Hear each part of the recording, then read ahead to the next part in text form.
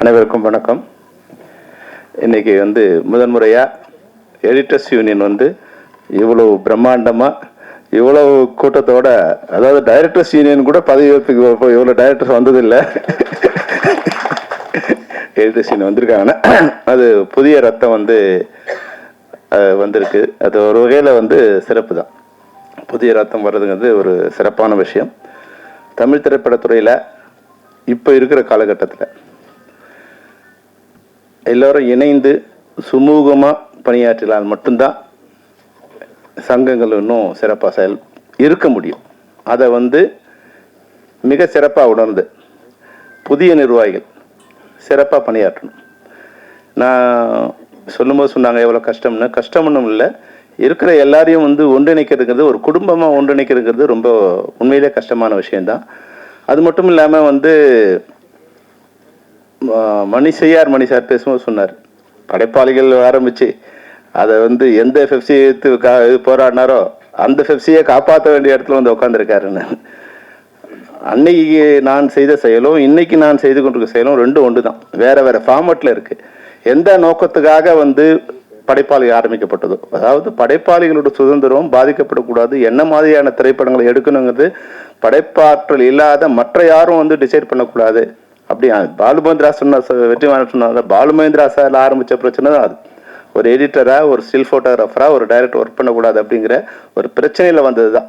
அன்னைக்கு இது மாதிரியான எப்பவுமே இன்னைக்கு இந்த பதவி புதிய ரத்தம் வந்திருக்கு இல்லையா, அது எப்படிங்கிறத யோசிச்சுக்கணும். ஏன்னா நான் பதவிக்கு வந்த பிறகு இந்த சங்கங்கள் நடத்தும் போது நாங்கள் எல்லாருமே யாரும் சங்கத்தில் எலெக்ஷன் நின்று இப்போ இங்கே தலைவராகவோ பொருளாளரோ ஆகிறதுக்காக வந்தவங்க இல்லை.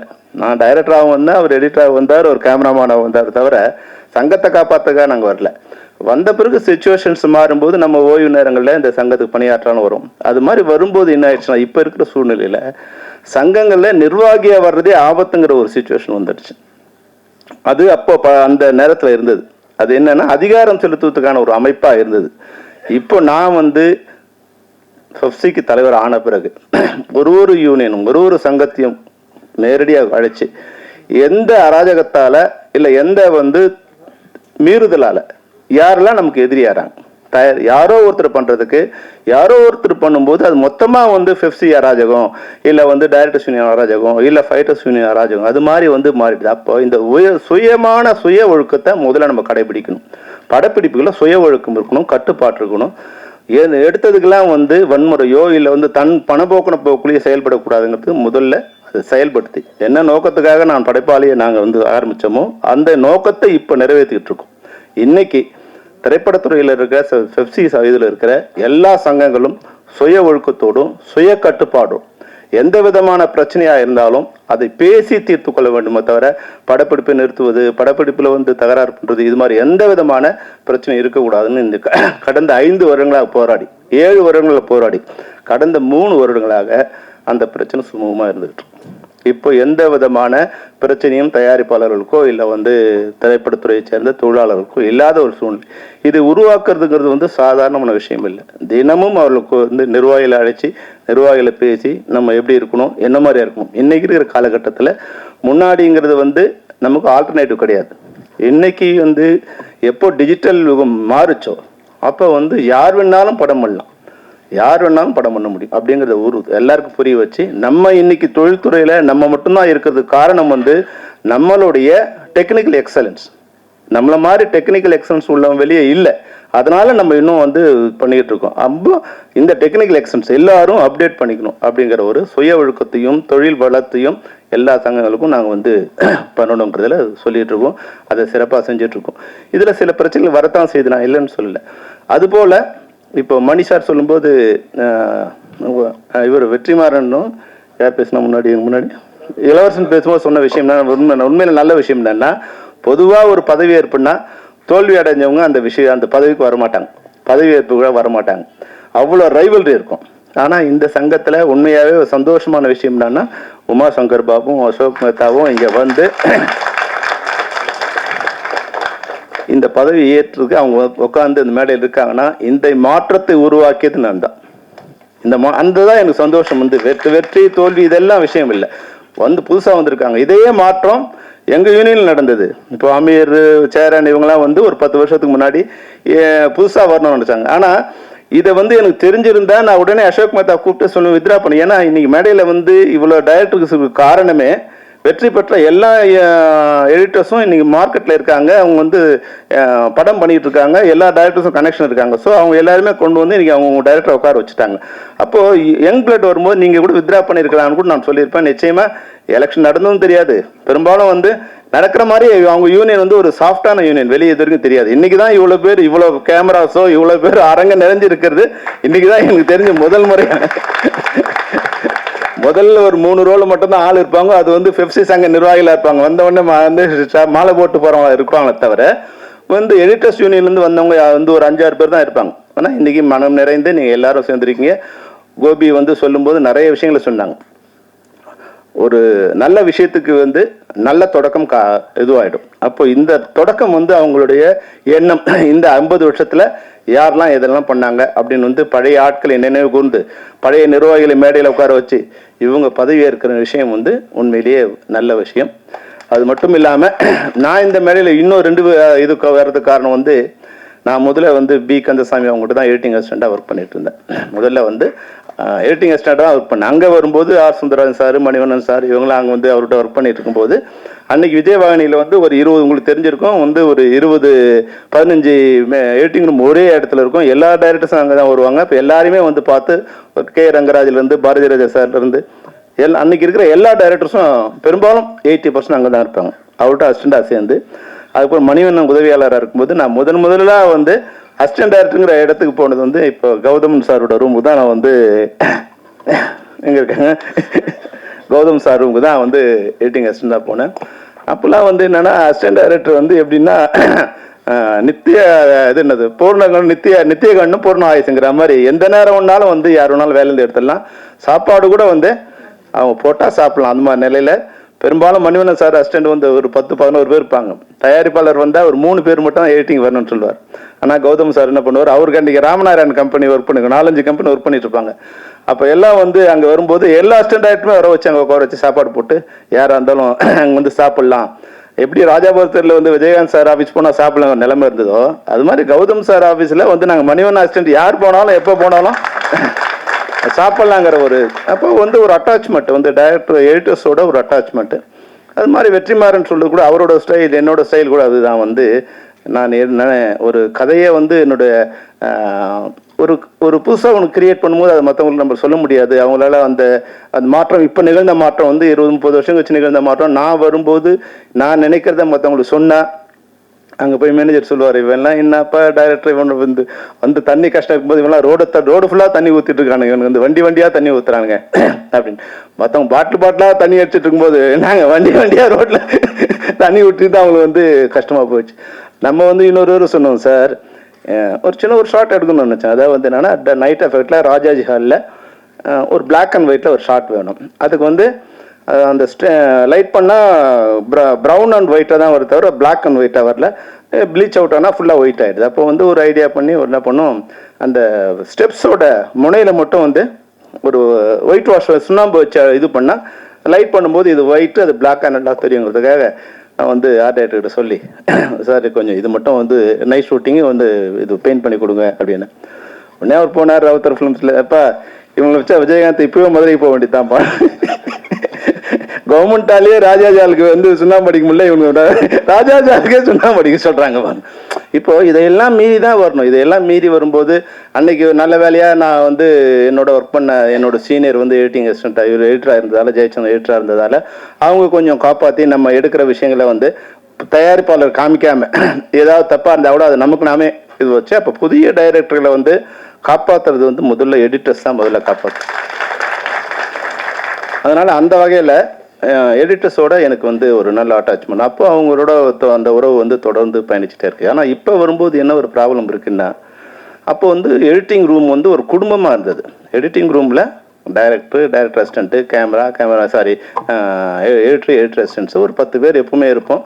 அப்போ ஒரு எப்படி நம்ம கண்ணு முன்னாடி ஃபிசிக்கலாக வந்து ஒரு ஃபிலிமை வந்து கட் பண்ணி எப்படி எடிட்டர் எங்கே கட் பண்ணுறாரு, எங்கே ஒட்டுறாரு, அப்போ டைரக்டருக்கும் எடிட்டருக்குமான ரிலேஷன்ஷிப் என்ன.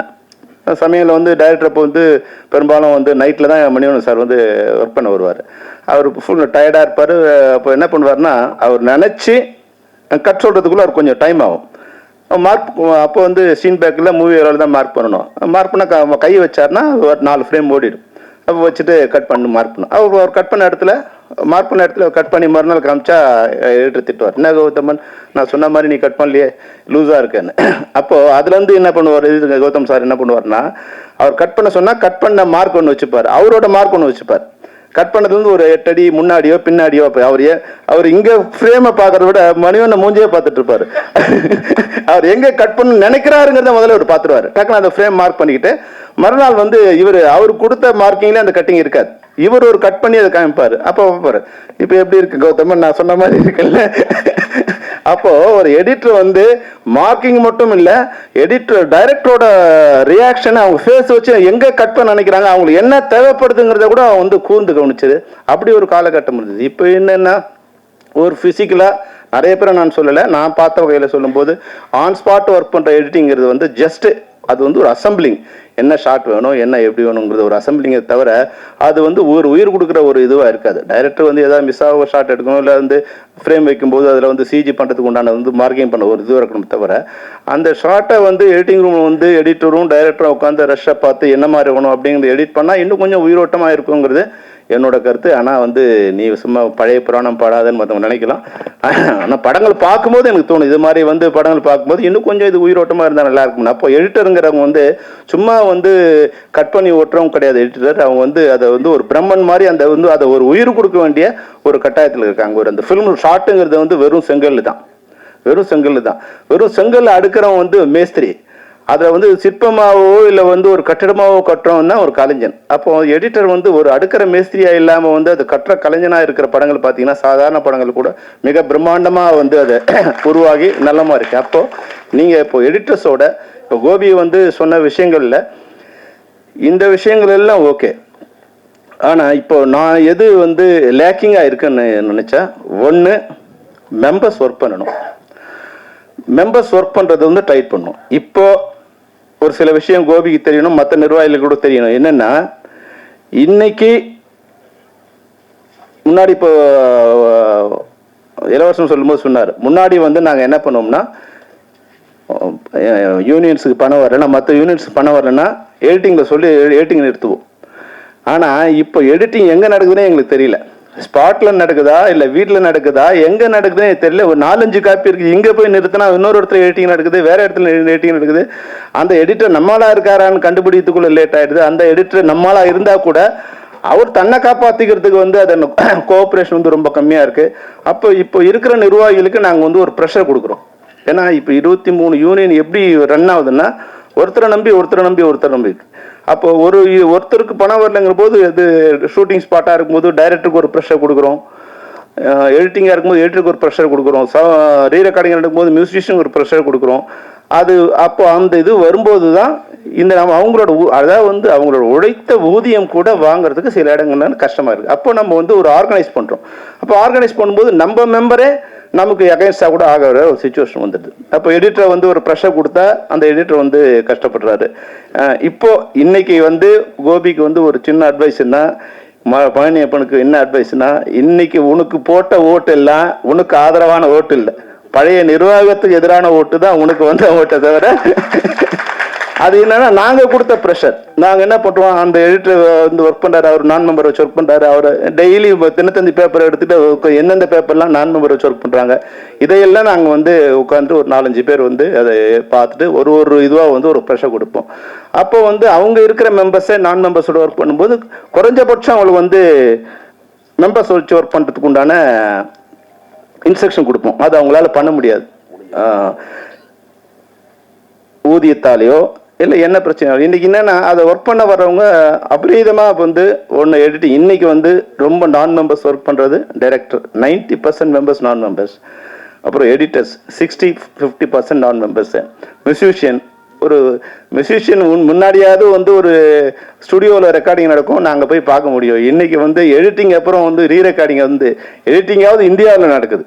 ரீ ரெக்கார்டிங் வந்து ஆஸ்திரேலியாவிலையும் பிரான்ஸ்லையும் இங்கிலாந்துலையும் ஒரு ட்ராக் அங்கே ரெக்கார்ட் பண்ணும்போது அதை கொண்டு வந்து இங்கே ஜாயின் பண்ணி இங்கே மிக்ஸ் பண்ணும்போது யாரோட கண்ட்ரோலையும் இல்லை. அப்போது எல்லாரும் மெம்பராக இருக்கும்போது எல்லாரோட வாழ்வும் சிறப்பாக இருக்கும். அப்போ சில நேரங்களில் சில சங்கங்களுக்கு எங்கள் பெப்சிலேருந்து ஒரு ப்ரெஷர் போகுது, இதெல்லாம் நீங்கள் கவனிக்கணும். அதை வந்து சில சங்கங்கள் வந்து செயல்படுத்த முடியும் போது உறுப்பினர்களே வந்து எதிரியாக கூட காலகட்டம் மாறுது. அப்போ அது மாதிரியான இது கூட உங்களுக்கும் வரலாம். அப்போ எப்படி வந்து அந்த அணுகுமுறையில் ஒருவேளை இப்போ என்ன கூட வந்து நான் ஷூட் பண்ணி கேப்டன் மோகன் ஷூட் பண்ணிட்டு இருக்கும்போது அப்போ பாலகிருஷ்ணன் ஒருத்தர் வந்தார், ஒரு ஈசி மெம்பராக இருக்கார். ஷூட்டிங் நிறுத்தினார். என்ன இன்னும் மெம்பர் ஆகலை நீ? நான் டிஎஃப்டி படிச்சிருந்தேன், இதுக்கே நான் எங்கே மெம்பர் ஆகுறது? அப்போ என்னன்னா வரும்போது ரப்சர் பண்ண வரும்போது நமக்கு வந்து ஒரு ஈகோ வந்துடுது, ஒரு வந்து கோவம் வருது. ஆனால் மறுநாள் வந்து ஆர்சி சக்தி சார் வந்தார். தம்பி நீங்கள்லாம் வந்து இப்போ படம் இப்போ சக்ஸஸாக இருக்குது, நீங்கள்லாம் யூனியனில் இருந்தால் எங்களுக்கு மரியாதை, நீங்கள் இருக்கலாம் இல்லை. உடனே நான் வந்து அவர் மெம்பர் ஆகிட்டு லைஃப் மெம்பர் ஆகிட்டு அவர்கிட்ட பணம் கொடுத்தேன். சார் நான் இப்போ சொன்னேன், சார் வந்து தயவுசெய்து இது மாதிரி வர்றவங்க வந்து ஸ்பாட்டில் வந்து இந்த அராஜகம்லாம் இருக்கக்கூடாது சார். வந்து அவன் ஏதோ வந்து பெரிய இது மாதிரி வந்து எங்களை அராஜகம் பண்ணும்போது கோவம் வருது. அப்போ உங்களை மாதிரி அவங்ககிட்ட பிஹேவ் பண்ணியிருந்தான்னா நிச்சயமாக நான் வந்து அன்னைக்கே ஜாயின் ஆயிருப்பேன் சார்.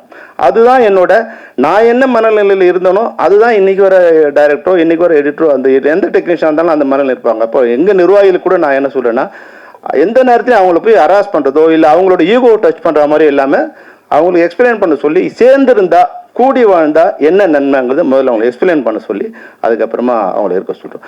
ஆனால் என்ன பண்ணாலும் வந்து சில பேர் வந்து அதை எடுத்துக்கிறது இல்லை. அப்போ என்ன பண்ணுறது, சாம பேத தான தண்டத்துக்கு வரும்போது சில நேரங்களில் வந்து மேலே கோவம் வருது. ஆனாலும் அந்த பொசிஷனில் அது மாதிரி இருக்கும்போது அது நம்ம மாற்ற முடியாது. வந்திருக்க நிர்வாகிகள் வந்து நீங்கள் வந்து அந்த இதில் படிக்கும்போது பழசையும் நினைவு கூர்ந்தீங்க, புதிய விஷயங்கள் ரொம்ப நல்ல விஷயங்களை சொன்னீங்க. நீங்கள் எல்லாரும் ஒன்று சேர்ந்து பழைய குப்பையெல்லாம் கிளறிட்டு இருந்தால் வந்து அதுக்குள்ளே 2 வருஷம் முடிஞ்சிடும். இன்னைக்கு தொடங்குனீங்கன்னா இன்னிலிருந்து உங்களுடைய அந்த வாக்குறுதியில் நிறைவேற்றத்துக்கான என்ன விஷயம் அப்படிங்கிறத சீர்தூக்கி அதை சிறப்பாக செய்ய வேண்டும்.